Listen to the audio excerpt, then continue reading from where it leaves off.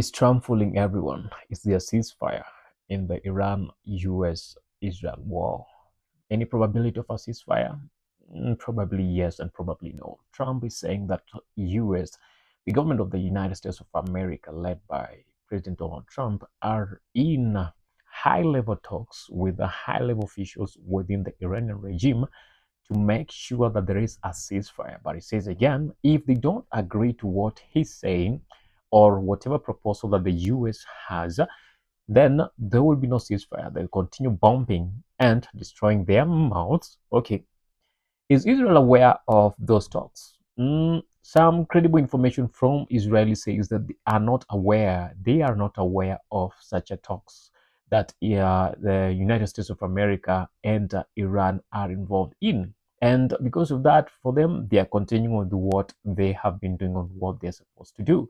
Remember, in the beginning of this war, it was a complete destruction of the Islamic regime of Iran. And on the first day of the war, yes, the leader, Ayatollah, plus 48 other leaders, including family members of Ayatollah, died, were eliminated in the first few minutes of the war. They were all eliminated because they were all in one place that is assumed to be that they were in a high-level meeting, maybe planning on where possible to go when things work.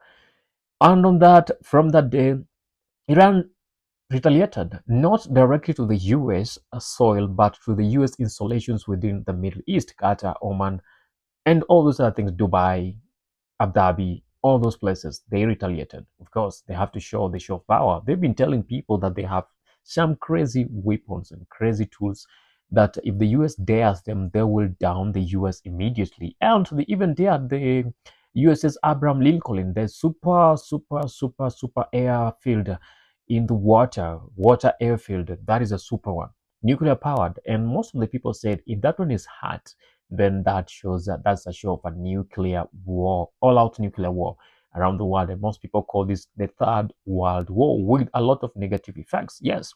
So far, the war is still on. Is it the 13th or 14th day of the war? It's still on. And every nation involved in this war is doing their part, trying to scare people out with a lot of misinformation here and there. And yes, people are consuming this information, and that is why there is no good judgment to some of the people when it comes to the war in the Middle East.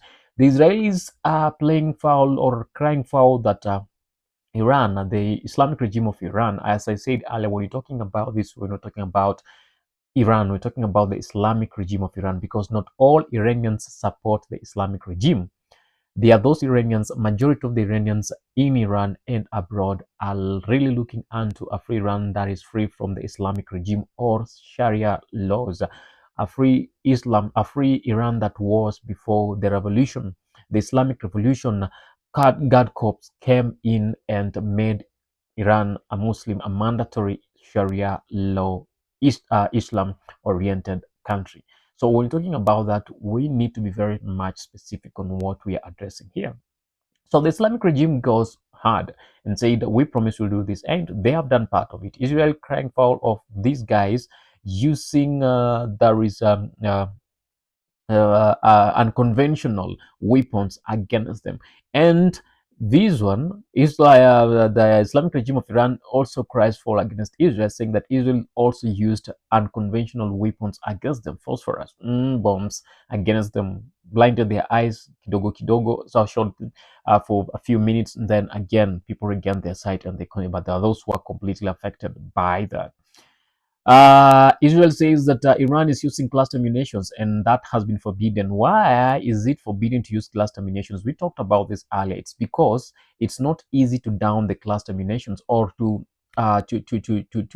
shell them, like the way it's not easy for the Arrow, whatever air defense system that can be used to stop the the cluster munition, because in the air it blasts up, and then different smaller munitions scatter around that area, and it was used sometimes back, and because of their devastating and not easy to destroy in the air or to stop from the air, they were declared unconventional in any war. So Iran used it against the Israelis. We saw Russia using it against Ukrainians too, and it was condemned.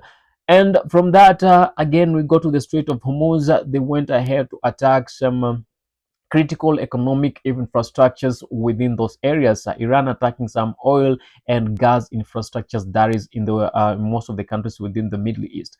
And the US declared, we are going, if you continue to do this, we are also going for your such installations, oil installations, gas installations. And Israel also said, okay, that is what we're going to do. So you did it, you did that on the other end. We're also coming for the same. We saw Iran striking deep in Israel, and I told you guys the reasons why they are striking deep in Israel, why Israel is leaving that to happen, because they need a collateral damage, and with the collateral damage, it gives them a reason to why to go deeper and harder on the Islamic regime of Iran. Then it came to the Strait of Hormuz, where most, is it 20%? Of the ship, 20% of all the ships around the world, shipping route, ships around the world go through to deliver different products to different people. Oil being a major product that goes through the Strait of Hormuz. And with that one, previously the US claimed that they had downed all, or they have sunk all the ships, Iranian naval vessels that were blocking the Strait of Hormuz. And with that, people thought it's a free way. Now we will go through and do whatever we want to do, and it'd be easy. But again, a few ships attacked, ships attacked along that place.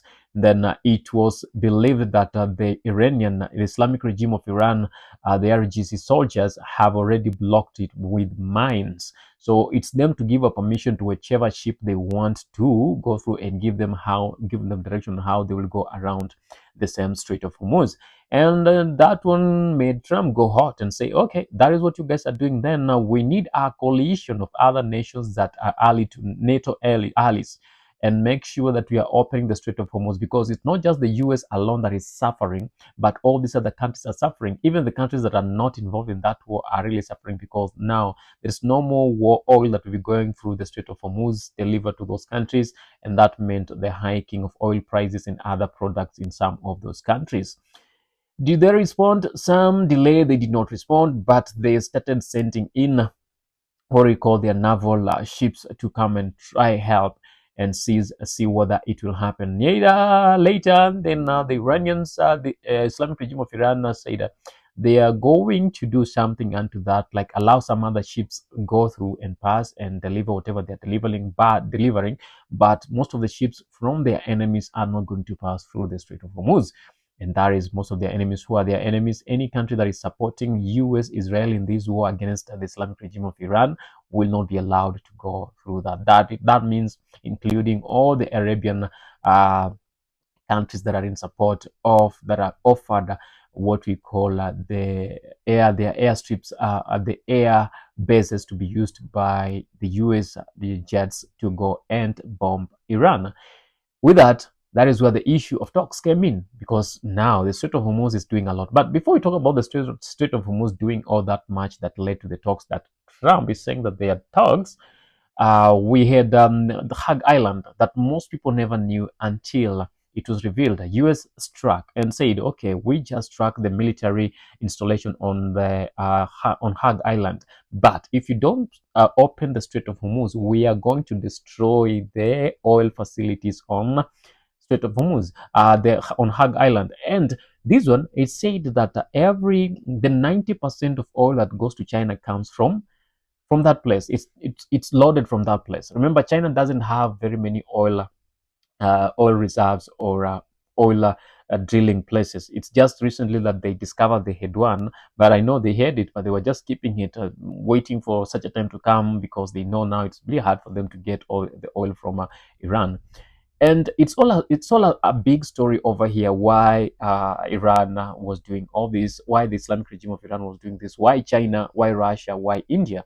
India is not really on the side of the Islamic regime of Iran, because they have alienated themselves. Before the war started, we saw the Prime Minister of India, that is Narendra Modi, visiting Israel and saying that they are rekindling their relationship with Israel that was a long way, that comes a long way, when India came through, Indian commandos came through and saved Israel in one case. So with that, they are revisiting those rules and they want to stand with Israel. And we haven't seen India that much involved in this fight against Israel. They have been with Israel and the US so much. But we have seen, we've heard of cases where Russia is giving intel to the Iranian regime to do whatever they are doing to strike deeper into Israel and strike deeper into some US installations, military installations within the Middle East. We've heard China that China is giving some sophisticated information and sophisticated hardware, military hardware to the IRGC to use them against the US and use them against Israeli. And all these things have been there. And we'll talk about that in part two of this story. There is a long story on the same.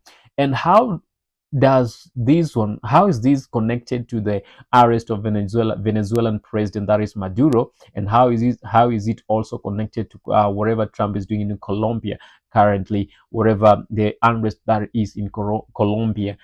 How are all these things connected? Because there is one thing that is connecting all these things, because Iran, in one way or the other, they were using all these other things as proxies to mine money, money mining proxies for the Islamic regime of Iran. Because of all the sanctions that the US had imposed on Iran, they were not able to get some of the things that they needed. But for them to get that money that the US is holding that belongs to them, they had to come up with other ways of getting that money. That is not the whole story, just part of the iceberg of what we will be talking about in part two of this story. But is Donald Trump real with the talks he's talking about? And who is he talking to? If all the leaders, IRGC top level leaders, have been eliminated, who is Trump talking to? That's the question. Who is Trump talking to? Visit us, visit our YouTube. In the next video, we'll be talking about the possible. Bye.